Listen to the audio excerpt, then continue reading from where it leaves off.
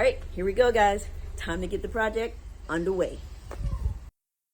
Oh, I got lost on the way to you in an orange sky by the ocean blue. Every mile lost, my soul renewed, taken by the sunrise and the golden.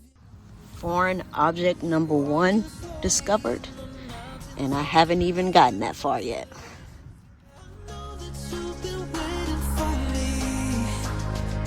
Time is losing all its meaning, like I'm living in a dream, and I've been chasing all the feelings I need. It's in these moments with words. I actually don't see anything that stands out in this hole besides this wire around the root ball. And looking at the bottom here, there's something on it. Some type of, I don't know, some type of wrap or something, but you can clearly see that there are no roots coming out of this thing. It's no wonder it died. The hole itself looks fine. I'm gonna take a soil sample, but not from way down there. What I'm gonna do is sample this area up here. I'm gonna go 4 inches down and get a sample there, because we don't wanna get a sample that's too deep. It's not gonna help me out at all. Root ball is out. I think I figured out why it wouldn't grow here. So now the question becomes, do I still wanna put grass here, or do I wanna try to get a tree? As I head to you, like the river flows, walking slowly in the mountains underneath the constellations. Yeah, I know that you've been waiting for me.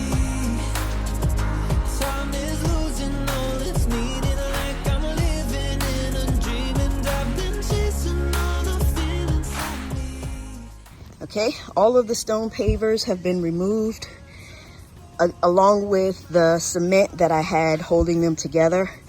And I've gotten as much rock out of this area as possible. You can see there's already some sand mixed in there. Now I'm gonna mix in some topsoil and try to level this out. It's in these moments. I want you all to know that I'm no expert on the best way to fill this hole. I am winging it. And in order to do that, what I have chosen to use is the Scott's topsoil, which I know could potentially bring me some weeds, but pre-emergent can take care of that. And the soil conditioner, it's an organic soil conditioner. I usually like to use the Leaf Grow, the other bigger bag, but they were out of it, so I went with this. And that's what I'm gonna use to fill this hole.